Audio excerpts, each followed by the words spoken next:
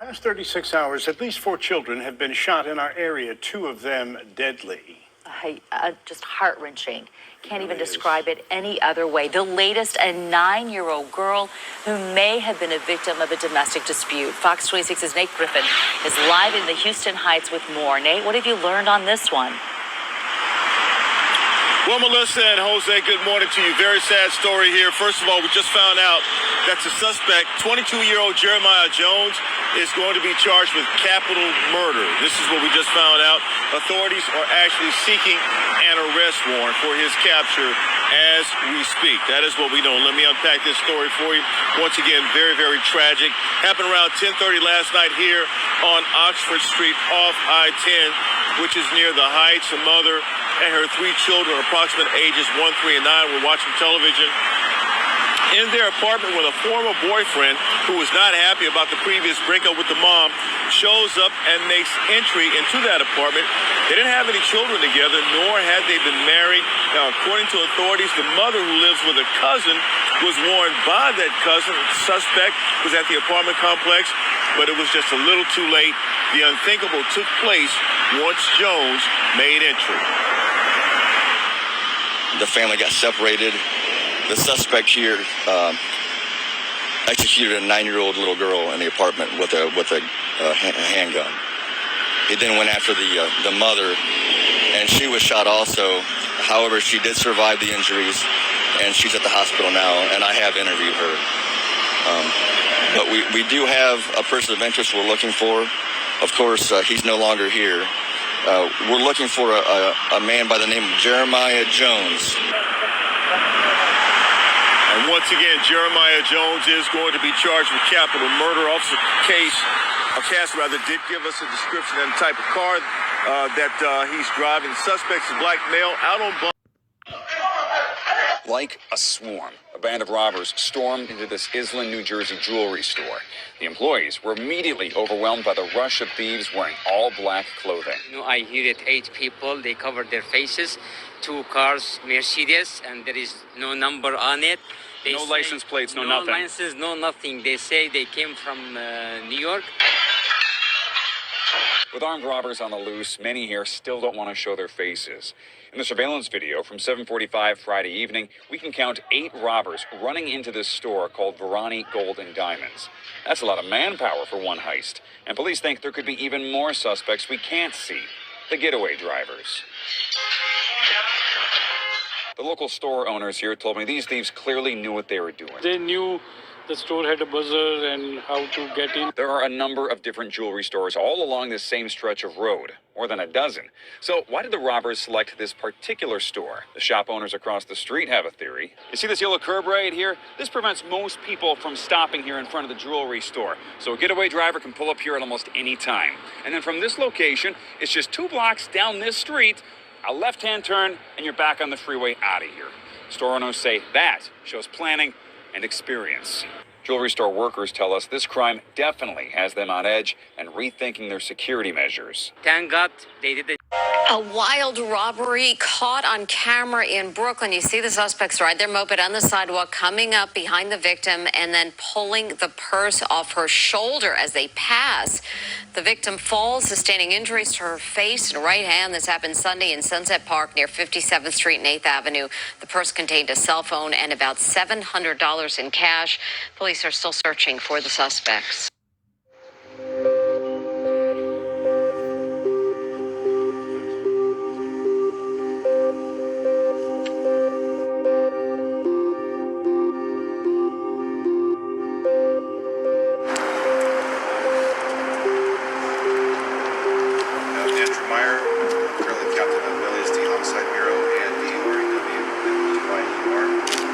Tonight I'm here to provide you with an update on the officer involved shooting.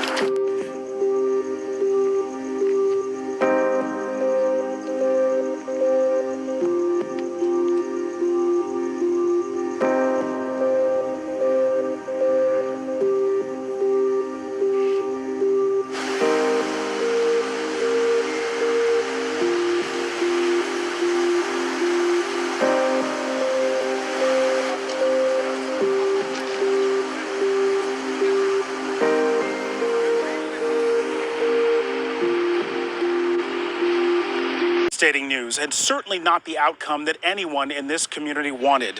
Nearly a 5-square-mile area had been searched since yesterday. In the end, the boy's body was found almost within sight of the home that he somehow wandered away from. Tragically, at about 10 after 1 this afternoon, Harry's body was located in a pond adjacent to Rowley's tree farm. Middlesex DA Marion Ryan says the body of 3-year-old Harry Condi was found close to shore, submerged in about 5 feet of water. The pond is about 650 feet straight from the babysitter's house on Frida Lane that Harry somehow walked away from yesterday. He was clothed in the clothes he had last been seen in. There was no indication of external trauma. Leading up to the sad discovery, the search earlier today was even more urgent and robust than yesterday. About 200 personnel were taking part in the search, using a wide variety of techniques and equipment. That pond was searched at about 11 o'clock yesterday morning by Lowell Fire Department. Obviously, Harry was not located in that area. And I want to again emphasize, we do not know where he was from the time he went missing until he was located in the pond today. We spoke to Harry's aunt shortly before the boy's body was discovered. The mother is taking it like minute by minute. It's not easy. Even though Harry's body has been found, this case is not closed. The ME will conduct an autopsy and the district attorney will continue investigating. There are still so many questions about how Harry just slipped away from his babysitter. She stabbed me right in my heart, and it was like, she said the B word, it was like, you could die.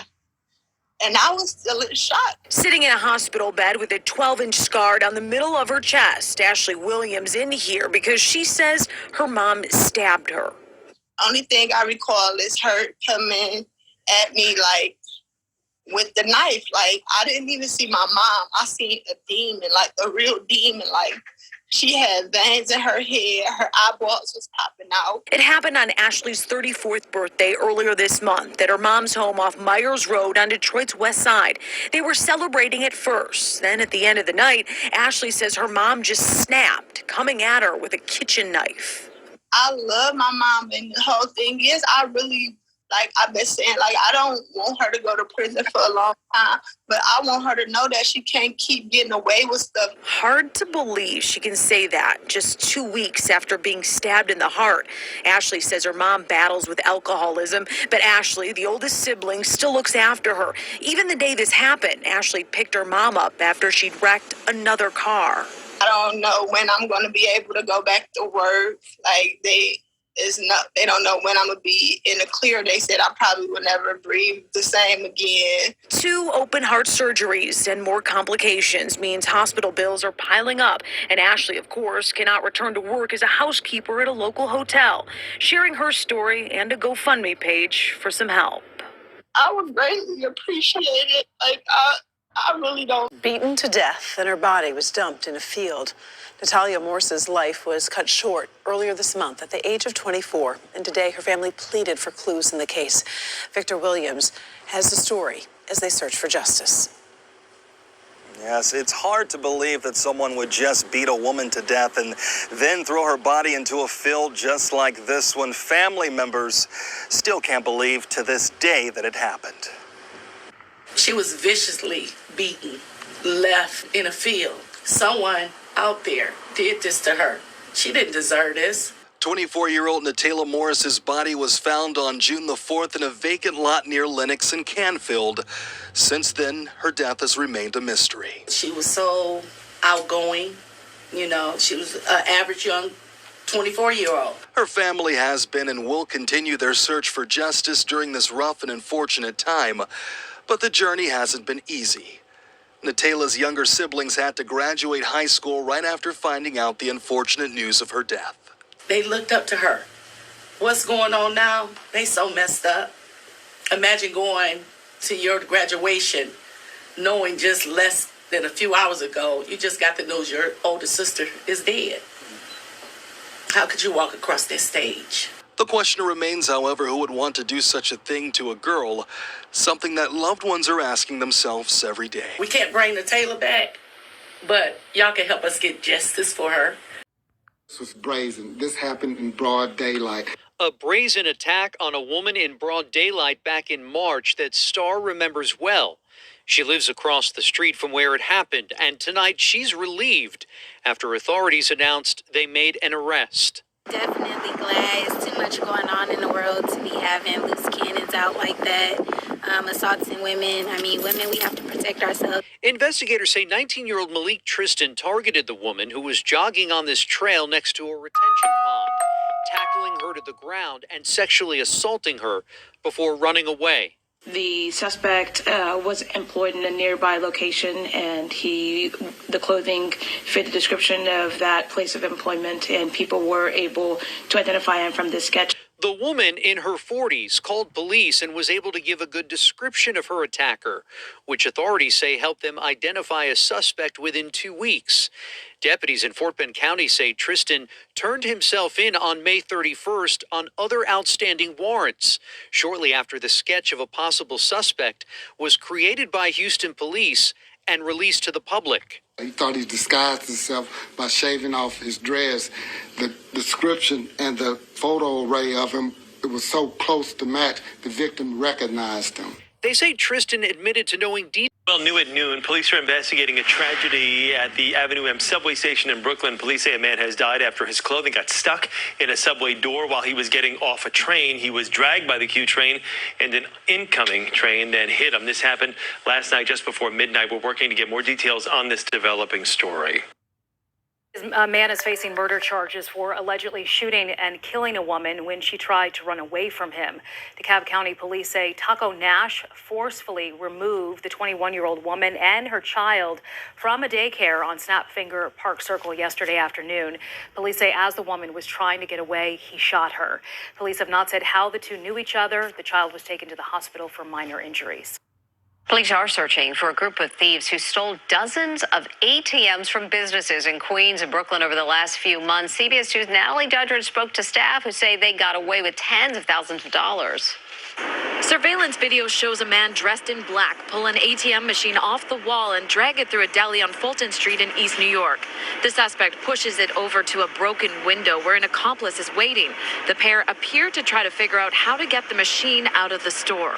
I don't see how they did that, though. I'm trying to figure it out. Police are too. They're looking for a group of 5 seemingly professional burglars who hit 42 businesses across Queens and Brooklyn over the last 6 months. Not just robbing registers, but stealing entire ATM machines. They broke in the door, the glass, they knocked it down. On May 12th at 2 a.m., they hit the Country House Diner at 887 Fulton Street and ripped the ATM off the wall.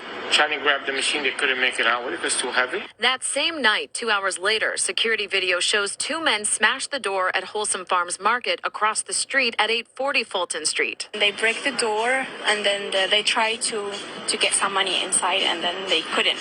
Since December, the suspects have hit smoke shops, delis, nail salons, barbershops, grocery stores, and donut shops. All of the thefts have happened overnight when stores are closed. They close the stores. They break the window and they do that shit. Police say in total they made off with more than $60,000 worth of cash. Fortunately, no one was hurt in any of the incidents. The police didn't, so far they didn't do nothing with us. Investigators are asking the public for tips, hoping to prevent a 43rd robbery. In East New York, Brooklyn, Natalie Duddridge, CBS 2 News. Innocent bystanders struck by gunfire at a Bay Area bar not long after the Warriors won their NBA championship. It happened on a busy street in front of a lot of people in downtown Oakland, and it was all caught on surveillance camera. KPX5's Da Lin has the exclusive video and talked to nervous business owners and neighbors.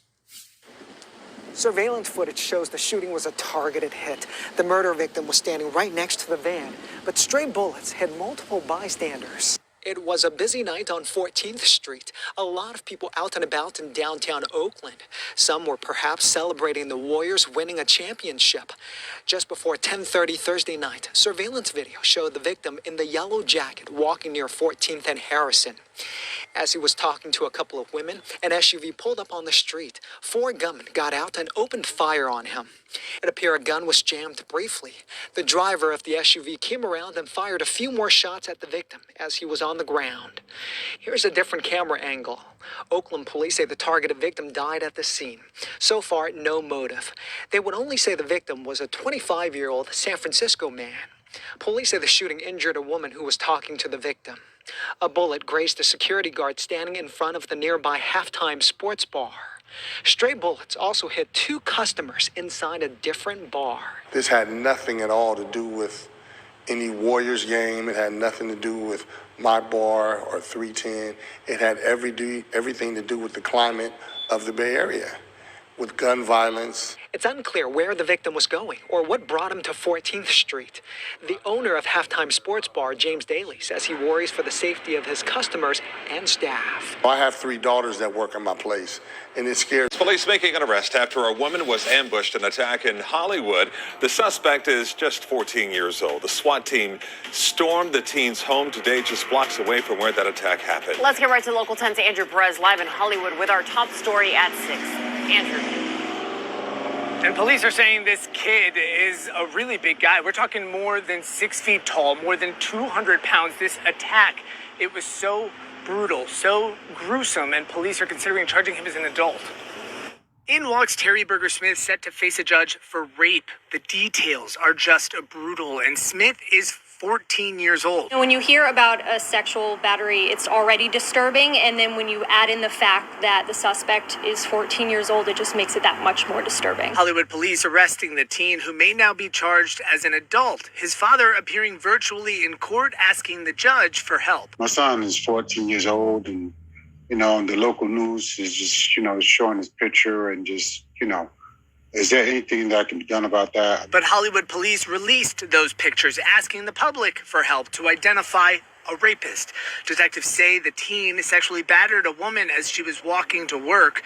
This was off South Park Road, right near Hollywood Boulevard, around 4 a.m. Friday, sending shockwaves through the area. We've been very uneasy, in the neighborhood. As word got around and pictures kept spreading, police were led to Berger Smith, executing a warrant. We're all happy and thankful that they did catch the guy, because now we can kind of have some reassurance. While I can't really talk about the investigative techniques that went into this, I can say that this was just really good police work. And we also have to thank the public, because it was in part with the public where they were able to provide our detectives some surveillance videos.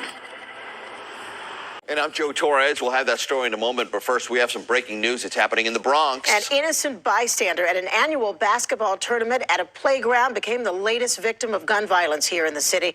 Eyewitness News reporter Lucy Yang is live in Morris Heights. Lucy?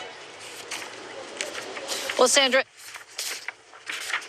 an annual Father's Day basketball tournament, an active crime scene after a woman is shot. It happened shortly before 9 this evening. Police confirm a 25-year-old woman, an innocent bystander, was shot in the left shoulder. She was rushed to St. Barnabas Hospital, where she is expected to survive. For many years, this community here in the Morris Heights section of the Bronx would host a Father's Day basketball tournament here at Half Nelson Playground.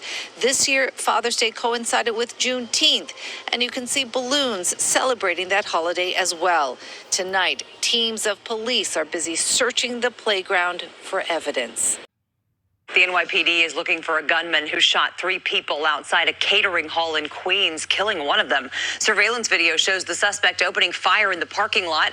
Officers say it happened in Ozone Park around 5 o'clock this morning after some kind of argument. Neighbors say they heard at least 15 shots. Investigators say a 38-year-old man was killed. A 32-year-old man was shot in the face and is in stable condition.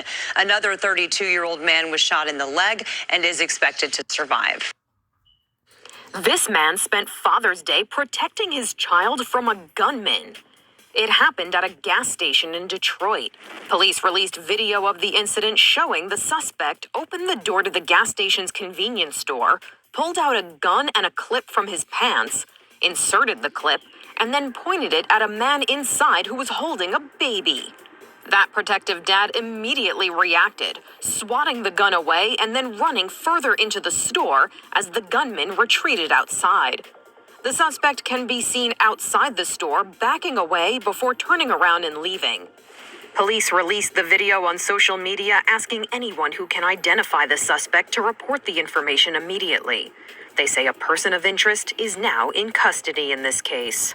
For Inside Edition Digital, I'm Mara Montalbano. Mayor Eric Adams expected to make a public safety announcement this afternoon. Yesterday, a college basketball standout was shot and killed in Harlem. And in a separate incident, 2 people were shot on a Bronx basketball court. CBS 2's John Diaz has more on both cases and how the community is reacting.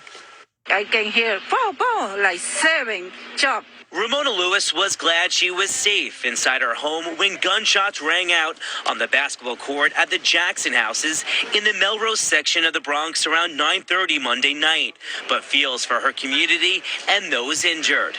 It's terrible, terrible. Detectives say 2 men who were innocent bystanders were hit by bullets from a drive-by shooting. They're both expected to pull through.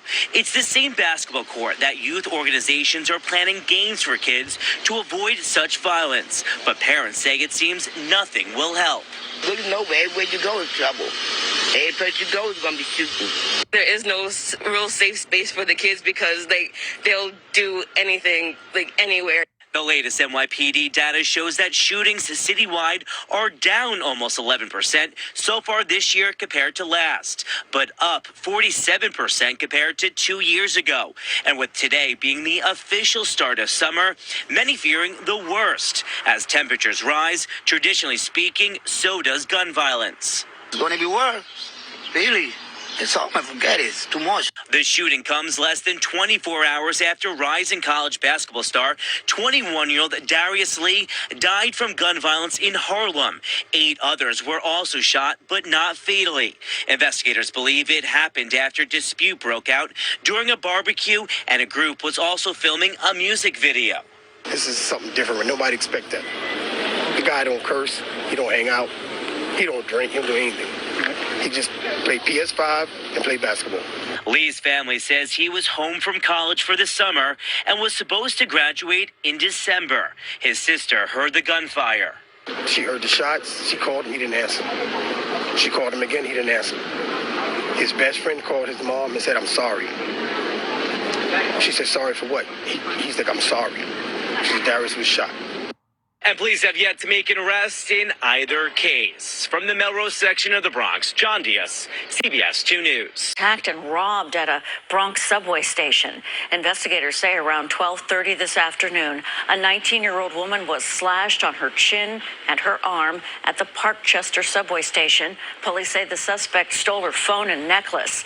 The victim is now recovering at the hospital. No arrests have been made. Terrifying moments right outside of the shops at the Legacy in Plano. A teen girl gets away from an attempted trafficker. CBS 11's JD Miles tells us what you should do if you ever see anything like this. It was right here in the middle of Plano's Shops at Legacy where a 17-year-old girl escaped from a violent human trafficker she had been with for a year. If not for some observant witnesses watching nearby and intervening, authorities say it's likely she would still be in his clutches. It's security camera video of 2 people talking outside a nail salon in Plano's Shops at Legacy. You probably wouldn't pay much attention to them until the male stomps hard on the female's foot. It's followed by a violent punch that knocks her to the ground. I feel sick to my stomach. And for all of us who have daughters, it's just the most unthinkable situation you can imagine. Collin County District Attorney Greg Willis says you're watching the brutal violence associated with human trafficking play out in public. A passerby notices the man dragging the 17-year-old girl by her hair to the car, throw her into the open passenger side door and close it. She quickly opens it and escapes. By that time, several witnesses were ready to intervene, and the man speeds off by himself. I'm so proud of those citizens that were there and didn't run away and didn't turn a blind eye. 29-year-old Ricky Stevenson was later captured and sentenced last week to 59 years in prison. Willis says that's a message to traffickers like this one, who flaunt being a pimp on social media, force their victims to get loyalty tattoos, as well as threaten them if they try to leave. He thought that he can manipulate the legal system here in Collin County by ensuring that the victim not show up. He thought if the victim didn't show up, he would be free. The victim was only 16 when she was kidnapped and forced into prostitution along with 2 other females. This Collin County case is the first known anywhere involving a trafficker who was convicted only with the testimony from witnesses and no cooperation from the victim. When you are asked to testify, you are basically opening yourself up to being re-traumatized, what we say re-victimized. Chelsea Robertson with Poetic, a nonprofit that offers schooling and resources for sex trafficking victims, says they often refuse to testify against their abusers. That's why she says it's so important for witnesses to come forward and help build strong criminal cases like this one. Anytime that you see a youth, especially, intervening would always be like the correct action to take. You've heard it said